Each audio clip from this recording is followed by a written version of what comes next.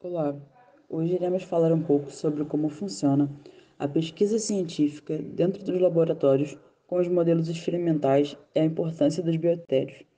Nosso grupo é formado por Ana Carolina Dias, Bruno Carvalho Gomes, Bruna Pereira, Júlia Oliveira, Júlia Trajano, Rebeca Cavalheiro e Vitória Trindade.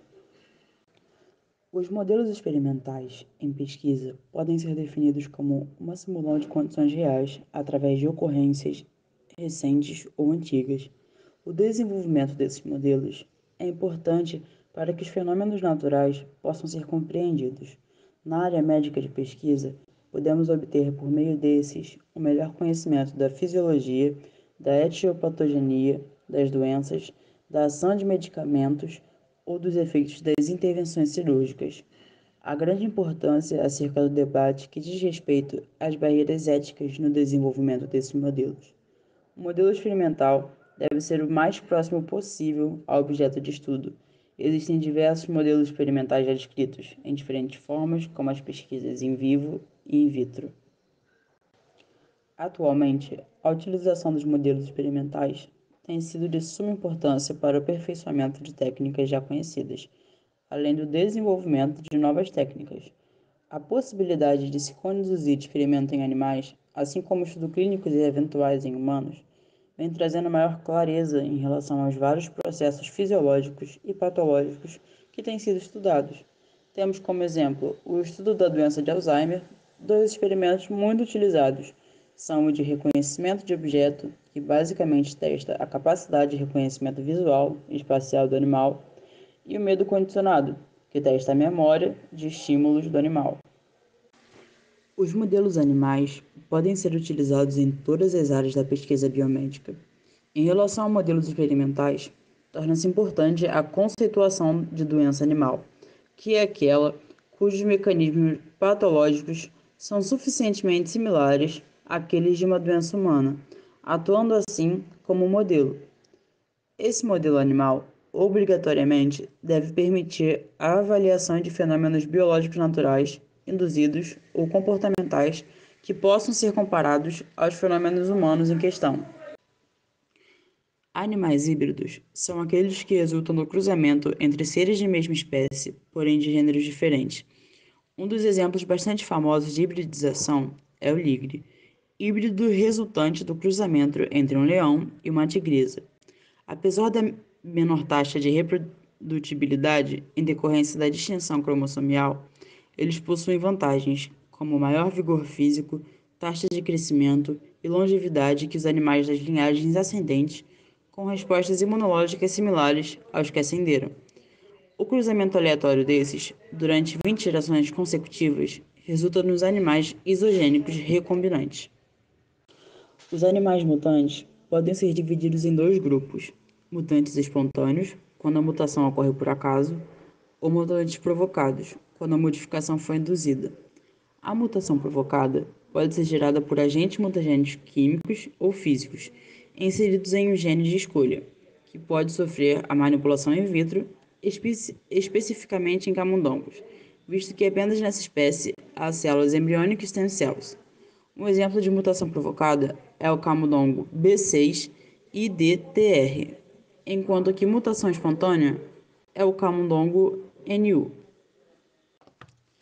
Graças à permissão da engenharia genética, que possibilita a adição de fragmentos de DNA ou genes clonados aos cromossomos dos animais de experimentação, há a criação de animais transgênicos, que adquiriram de forma estável informações gênicas dos genitores. O ato ocorre por meio de uma micropipeta que realiza a inserção do fragmento clonado no interior de um dos pronúcleos da célula. Estima-se que a integração desse, em sua maioria, ocorre de forma aleatória na primeira divisão mitótica, proporcionando a presença do transgene em todas as células. Apesar disso, a integração também pode ocorrer de maneira heterogênea nas células. O genoma dos animais transgênicos é do tipo mosaico, por conta da presença de células normais e transgênicas. E levando em conta o conhecimento incipiente do desenvolvimento desses seres, o cuidado para com esses animais deverão ser mais criteriosos e vigilantes, visto que se houver alterações desconhecidas, sua utilização poderá ocasionar em um procedimento antiético. Tem-se como exemplo de animal transgênico o K18HACE2, que foi geneticamente modificado de modo que pudesse ser infectado pelo SARS-CoV-2, a fim de ser utilizado nas pesquisas envolvendo o novo coronavírus.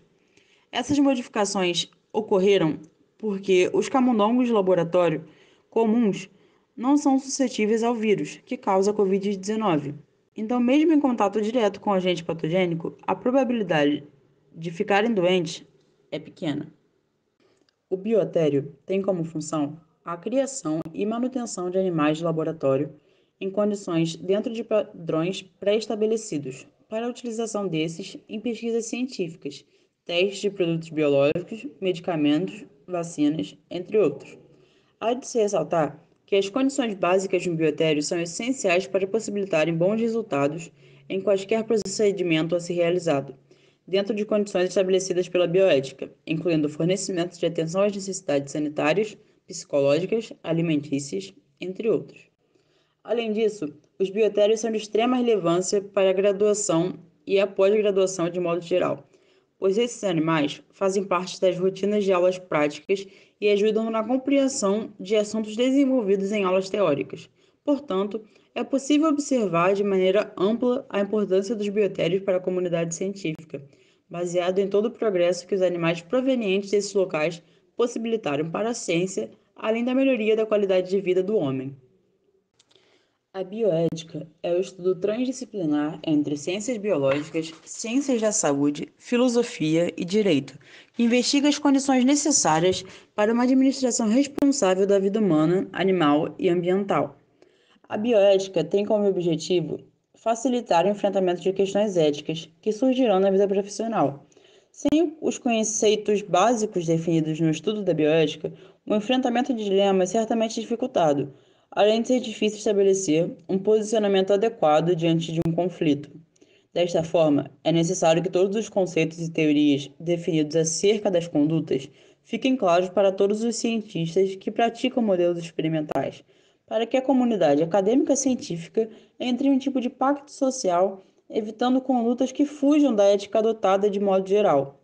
O princípio melhor estabelecido pela bioética é a beneficência, que diz: sempre que o profissional propuser um tratamento a um paciente, humano ou não, ele deverá reconhecer a dignidade do paciente e considerá-lo em sua totalidade, visando oferecer o melhor tratamento ao seu paciente, tanto no que diz respeito à técnica quanto ao que se refere no reconhecimento das necessidades físicas, psicológicas ou sociais do paciente.